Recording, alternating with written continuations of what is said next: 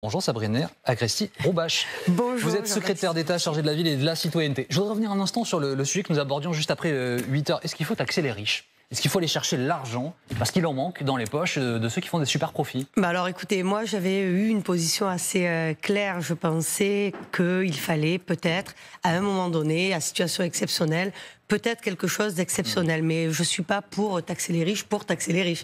Je pense que dans un effort global, national, ça peut se faire. Donc c'est évidemment au ministre de l'économie, à Bruno Le Maire, d'y répondre, avec le ministre des Comptes publics, Thomas Cazenave.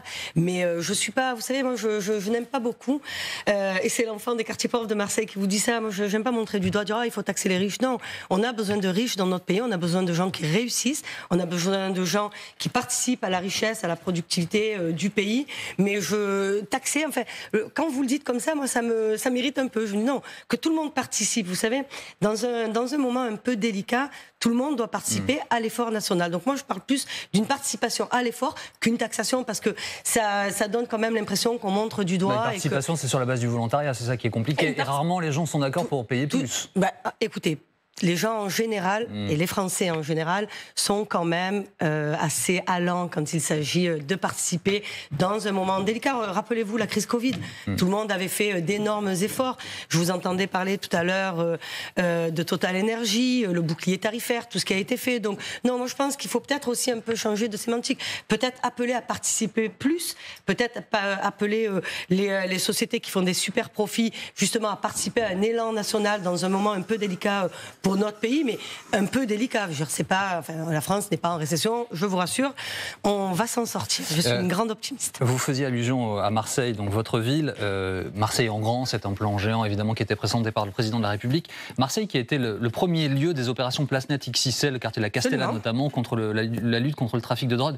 On a aussi vu beaucoup les dealers communiquer, et de façon un peu provocante, juste après le passage des policiers. Ne rentrez pas dans leur provocation, vous savez. Pour dire, non mais en fait ça ne marche pas, on est là. Non mais écoutez... Non mais je pense surtout aux habitants de ces quartiers. Moi alors, justement, comme j'en viens, je vais vous répondre. Moi je fais partie d'une génération qui a connu une époque où on disait il y a des réseaux tranquilles de stupéfiants. C'est un oxymore. Il n'y a pas de réseau tranquille. Les stupes, vous savez... dans nos quartiers, c'est une catastrophe. Le plan XXL Place Net du ministre de l'Intérieur et des Outre-mer, c'est le plan le plus courageux qu'on connaisse. En tout cas, je parle de Marseille, je parle de la France entière. Depuis ces 40 dernières années, c'est les attaques les plus fortes contre les réseaux de trafiquants, donc des criminels, qui assassinent nos enfants, qui mettent les habitants, comme vous le disiez, des quartiers dans des situations exceptionnellement difficiles. Donc c'est quoi une place nette ? Une place nette, c'est je vous invite à venir, par exemple, à la Paternelle, où place nette, ça a fonctionné, et où les gens ont repris possession de leur quartier. C'est-à-dire que les dealers sont partis et ne sont plus là. Lisez le très bon papier dans l'Obs de Mathieu Aron, et vous verrez ce que c'est une enquête de dire, bien sûr, tout ce qu'on fait n'est jamais suffisant pour les uns et les autres. Mais nous, au moins, on fait. Qu'est-ce qu'on fait ? On va laisser les dealers continuer à faire leur deal tranquille. Non, donc, mais la question que je vous pose, Madame Agresti-Roubache, c'est de savoir s'ils partent ou s'ils se déplacent. Non, ils ne se déplacent pas. Moins 70%, points de deal à Marseille. Ça fait moins 42% de points de deal en tout sur la ville. Donc déjà, c'est 70 quartiers plus tranquilles. Qu'est-ce qui se passe dans ces quartiers quand les dealers sont partis ? Les mamans isolées, je l'avais dit, moi j'ai un combat, c'est les mères isolées dans les quartiers qui sont souvent prises entre les griffes des trafiquants qui n'ont ni foi, ni loi, ni morale. Et elles font quoi ? Les jeunes filles, dans la plupart des cas, on les retrouve dans une prostitution de mineurs. C'est ça qui se passe dans les quartiers quand on laisse le terrain aux trafiquants de drogue. Et les petits, donc les ados, les garçons dont on fait des choufs, et j'étais complètement d'accord avec c'est les guetteurs. Absolument, des guetteurs, et j'étais complètement d'accord avec le procureur de la République qui parlait de traite d'êtres humains. Donc moi, ce que je crois, c'est qu'il faut attaquer sur plusieurs plans. Désarmement financier massif des réseaux de trafiquants à l'international. Le garde des Sceaux a nommé un procureur de la République à Dubaï, parce qu'il faut aller les chercher et les déterrer là où ils sont. Et ils sont à l'international parce qu'eux, ils se planquent. Ils ne sont pas à la Castellane en bas des immeubles. Eux, ils sont à l'international nationale et à vivre grand train. Donc, ce que je crois, c'est ça, et je lance un plan... Alors justement, j'allais y venir, parce que ce qui fait peut-être le lien, Madame la Ministre, entre les deux sujets que nous venons d'évoquer, c'est ça. C'est comment est-ce que l'on crée de l'activité et des revenus pour les gens de ces quartiers-là, dans un plan réforme du ZFU, donc ces zones, entre autres. Alors, en gros, ce que vous souhaitez, vous, c'est une harmonisation fiscale. C'est-à-dire un coup de pouce fiscal pour que des entreprises viennent dans ces quartiers. C'est quoi les ZFU? Est-ce que ça suffit?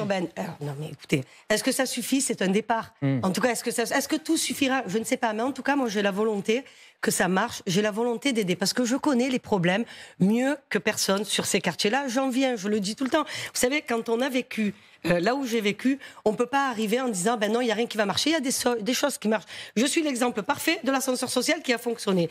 Donc, qu'est-ce que je dis? Juste, si vous me permettez, avant de vous répondre sur les ZFU, je lance une grande rénovation de la stratégie nationale de la prévention de la délinquance. Et je vais travailler sur la lutte contre les conduites addictives, notamment de nos jeunes, parce qu'on ne parle plus de prévention à nos jeunes. Sur les conduites addictives, face à la drogue, bien sûr, face au tabac, face à l'alcool. Donc ça, c'est juste pour finir sur opération Place Net XXL.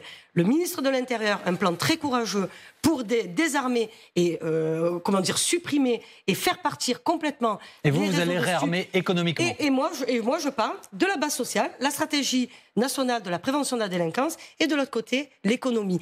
C'est quoi la réforme des ZFU que j'ai voulu? Ça fait 25 ans que ça a été créé par Jean-Claude Gaudin, monsieur le maire, qui a été maire de Marseille pendant 25 ans.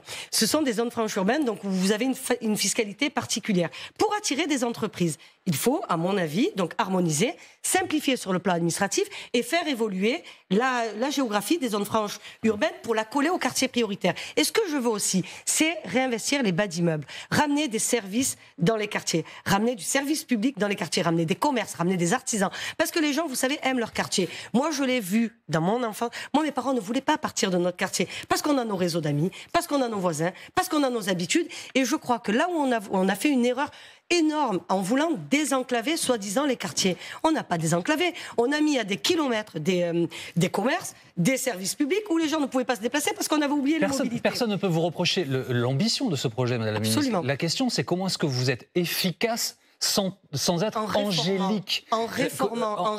Est-ce que vous pensez que l'incitation fiscale suffira à un jeune chef d'entreprise pour qu'il vienne s'installer au bas des tours, comme vous le dites? Non, écoutez, on le fait sur plusieurs plans. En fait, il faut agir de manière holistique sur les problèmes. On ne peut pas prendre un problème en silo. Il faut prendre tous les problèmes d'un quartier. C'est quoi un quartier prioritaire? Ce sont quand même des revenus médians en dessous de 12 900 €. Enfin, les chiffres, annuel. Vous savez, annuels, absolument, parlent d'eux-mêmes. Donc moi, je lance, et c'est l'idée du président de la République, c'est sous l'impulsion du président de la République qu'il a lancé justement, dans le cadre de Marseille en Grand, Quartier Entrepreneur 2030.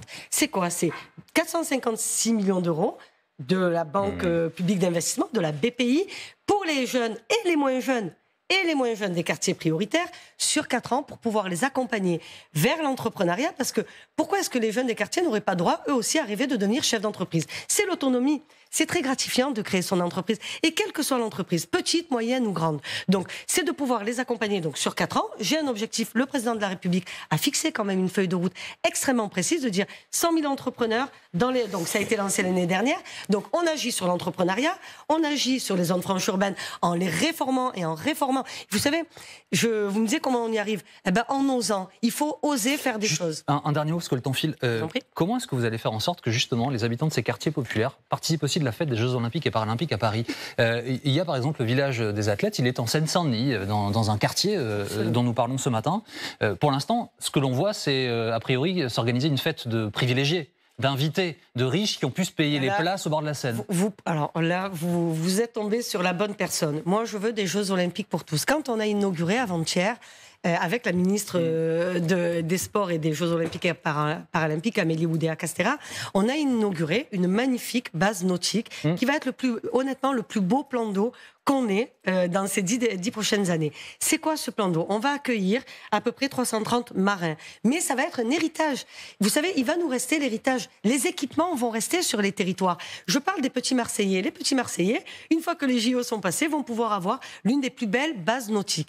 Et je dis ça, on lance lundi, nous allons lancer avec mes collègues Amélie Oudéa-Castéra, Rachida Dati, Nicole Belloubet, Sarah Lahiri, l'héritage des Jeux Olympiques, donc qui est quartier olympique, quartier d'été olympique et paralympique. Ça va être quoi? De s'appuyer sur des dispositifs déjà existants. Moi, par exemple, quartier d'été, entièrement financé sur les crédits politiques de la ville, 32 millions d'euros, pour permettre aux enfants de tous les quartiers prioritaires de partir en vacances dans de bonnes conditions, avec de bons animateurs, avec de bonnes activités. Et j'ai aussi, ma collègue Amélie Oudéa-Castéra a fléché pour les quartiers prioritaires 20 000 places pour permettre aux enfants qui n'ont pas de site olympique près d'eux, donc pas pour les petits... De pouvoir venir en profiter. Absolument, de pouvoir en profiter. Et j'ai rajouté 3 millions d'euros fléchés exceptionnellement pour les enfants des quartiers prioritaires pour qu'on puisse bien les accompagner, bien les faire dormir et bien les transporter. Merci beaucoup Sabrina Gassiroba d'avoir été avec nous ce matin sur LCI.